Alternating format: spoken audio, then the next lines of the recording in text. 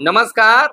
मैं हूं सुनील और आप इस समय देखना शुरू कर चुके हैं अपना खास कार्यक्रम एजुकेशन एंड जॉब बुलेटिन यानी बिहार शिक्षा समाचार, जहां बातें करते हैं बिहार शिक्षा विभाग की खबरों की। नियोजित शिक्षकों, बीपीएससी पास, बीपीएससी से बाल शिक्षकों और तमाम तरह के शिक्षकों के साथ साथ छात्र छात्राओं के लिए क्या खबरें निकल कर आई है, तमाम खबरों से हम आपको कराते हैं अपडेट।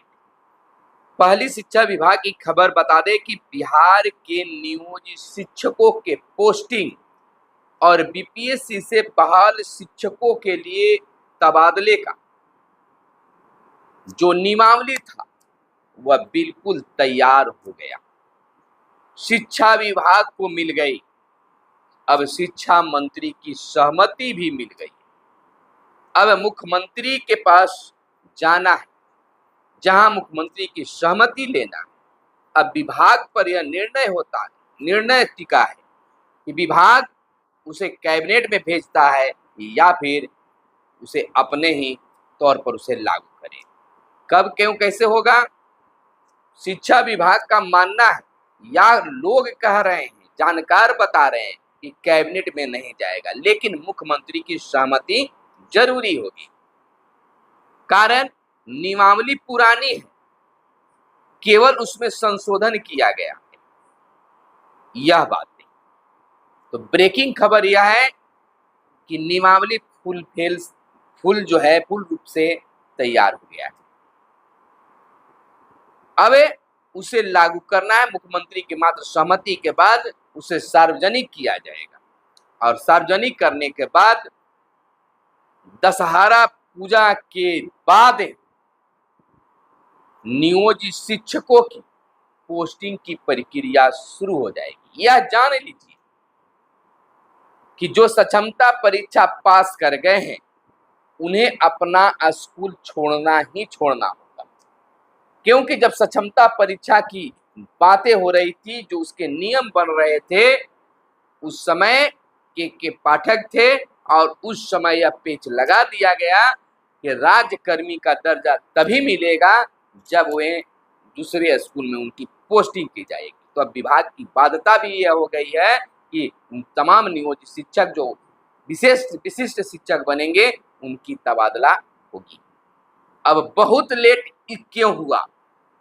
जो हमारे संपर्क में जो लोग हैं उनका कहना है कि वो बात सामने भी आएगी, हो सकता है कि उसमें सुधार कर लिया होगा, लेकिन यह बातें हैं, सबसे ज्यादा नियोजित शिक्षकों में इस बात की चर्चा है कि हमें सेवा निरंतरता का लाभ मिलेगा कि नहीं मिलेगा। अगर सेवा निरंतरता का लाभ नहीं मिलता है तो बहुत चीज नियोजित शिक्षकों को पीछे छूट जाएगा, यानी कि विशिष्ट शिक्षक राज्यकर्मी बनने के बाद भी बहुत चीजों से वह वंचित रह जाएंगे। विभाग इस पर काफी जोड़ घटाव किया है। माना जा रहा है कि नियोजित शिक्षकों को राज्यकर्मी की दर्जा के साथ साथ सेवा निरंतरता की लाभ जरूर मिलेगा, और नहीं मिलता है तो यह उनके लिए दुर्भाग्य होगा कि रिटायरमेंट के बाद उन्हें खाली हाथ जाना पड़ सकता है। भले ही जो उनका जो पैसा जमा होगा वो मिलेगा, लेकिन जो बातें आ रही है पेंशन की, उसमें इन्हें बहुत ज्यादा घाटा, इस पर भी मंथन किया जा रहा है। ना तो कोई उन्हें प्रोन्नति मिल पाएगा, अगर सेवा काल का लाभ नहीं मिला, सेवा निरंतरता का लाभ नहीं मिला तो प्रोन्नति भी नहीं मिलेगा। लेकिन यह बताई जा रही है कि इतना दिन जो लगा, इसी पर लगाया गया है कि आखिरकार नियोजित शिक्षक 15 बरस 18 बरस ड्यूटी कर ली है, अब तो बहुत सारे लोग रिटायर कर गए हैं, रिटायर करने की सिलसिला शुरू हो गई है, तो वह तो ठगे हुए महसूस करेंगे।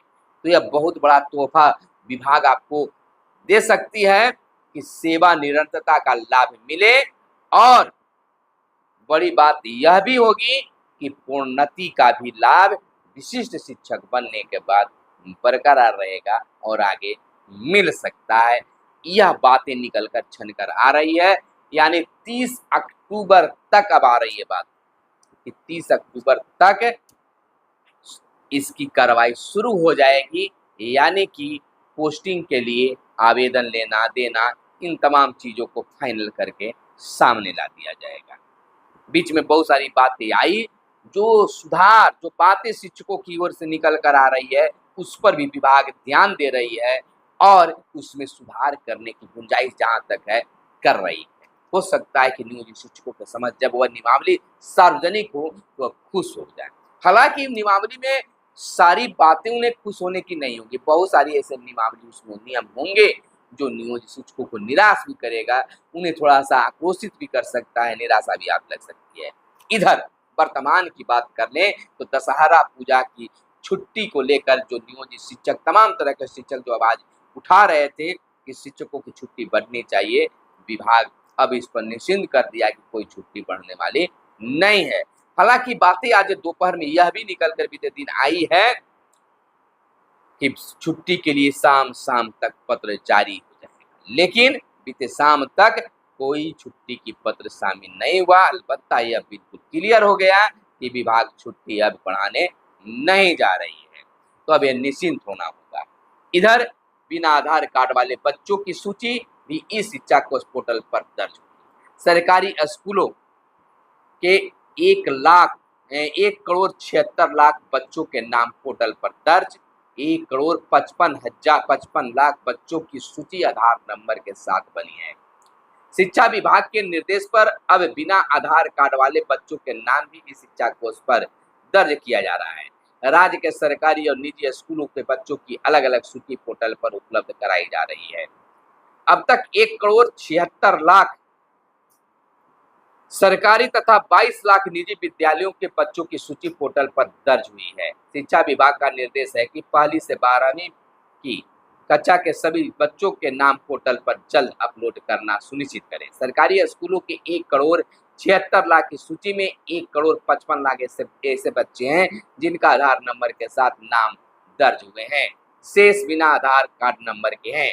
बताते चले कि पूर्व में विभाग का निर्णय जो है यह था कि आधार नंबर के साथ ही बच्चों की सूची इस शिक्षा कोष पर दर्ज की जाए, लेकिन स्थिति जो बनी तो विभाग को यह आदेश देना पड़ा कि नहीं, जिनका आधार कार्ड नहीं भी है उन्हें भी दर्ज किया जाए। आगे बड़ी खबर हम आपको बता दें कि बेंच टैक्स आपूर्ति की जांच करेगी अब समिति। पूर्व विधायक ने जिला लोक शिकायत निवारण पदाधिकारी से की थी इसकी शिकायत। गोपालगंज जिले के विद्यालयों में बेंच डेस्क, पेयजल व्यवस्था पर बता दें फेवर्स ब्लॉक सहित अन्य कार्यों की जांच अब डीएम स्तर से गठित समिति करेगी गोपालगंज जिला में। आपको बता दें कि जिला लोक शिकायत पदाधिकारी ने 1 अक्टूबर को वाद की कार्रवाई को समाप्त करते हुए अपना फैसला सुनाया है, तो वहां इस तरह की भी जांच होगी और पूरे बिहार में इस तरह की जांच की प्रक्रिया चल रही है। इधर छात्रवृत्ति के लिए आवेदन की तिथि 15 अक्टूबर तक बढ़ी है। बता दें कि राष्ट्रीय आय सह मेधा छात्रवृत्ति योजना परीक्षा शैक्षणिक सत्र 2023-24 में सफल छात्रों को योजना का लाभ लेने के लिए एनएसपी पोर्टल पर आवेदन करने की तिथि बढ़ा दी गई है। अब सफल छात्र 15 अक्टूबर तक एनएसपी पोर्टल पर आवेदन कर सकते हैं, पहले 30 सितंबर तक ही था। वहीं बता दें एक आश्चर्य की बात, और अर्धवार्षिक मूल्यांकन परीक्षा में 8वीं की छात्र ने कॉपी में लिखी शायरी वह हो गया वायरल। संस्कृत के विषय में शिक्षण व्यवस्था पर भी है चोट। छात्र की उत्तर पुस्तिका में लिखी बातें सोशल मीडिया पर हो रही है वायरल। एक वह समय था जब पढ़ाई में कमजोर छात्र परीक्षा में उत्तीर्ण होने के लिए भावुक बातें लिखा करते थे, पढ़ाई से दूर भागते थे। दूर भागने वाले भी छात्र जो है परीक्षा से पास करने की विनती विनय किया करते थे। उत्तर पुस्तिकाओं में सवालों के जवाब में उलट पुटांग किस्से कहानियां लिख देते, अलबत्ता पैसे भी लगा दिया करते। लेकिन वर्तमान दौर में छात्र मूल्यांकन करने वाले परीक्षकों को ही शेरो शायरी पढ़ा रहे हैं। शेरो शायरी से भरी उत्तर पुस्तिका सोशल मीडिया पर वायरल हो रही है। 8वीं कक्षा के छात्र संस्कृत विषय के प्रश्न के उत्तर में अश्लील शायरी लिखी, वही एक प्रश्न के उत्तर में शिक्षण व्यवस्था पर चोट किया। छात्र ने अपने उत्तर में लिखा है कि शिक्षक को केवल वेतन से मतलब है, सरकार भी निकम्मी है जो इन शिक्षकों को वेतन देती है। शिक्षक सुबह से शाम तक मोबाइल में लगे रहते हैं, जिससे हम पढ़ाई में पिछड़ गए हैं। संस्कृत के ही उत्तर पुस्तिका में एक छात्र ने प्यार और मोहब्बत की बातें लिखी है। छात्र ने एक प्रश्न के उत्तर में लिखा है कि प्यार करना है तो किसी फीमेल से न करके वतन से करो। दूसरे ने लिखा, दूसरे के जो है दूसरे प्रश्न के उत्तर में लिखा गया है कि जीवन में एक गर्लफ्रेंड जरूर रखो। अब इस छात्र की उत्तर पुस्तिका सोशल मीडिया पर वायरल हो रही है, जिस पर लोग अपनी प्रतिक्रिया दे रहे हैं। प्रबुद्ध वर्गों का कहना है कि कम उम्र के छात्रों द्वारा ऐसी हरकत करना चिंता की बात है। इसके लिए हमारा समाज व परिवेश भी दोषी है। यह मामला बढ़िया प्रखंड का बताया जा रहा है।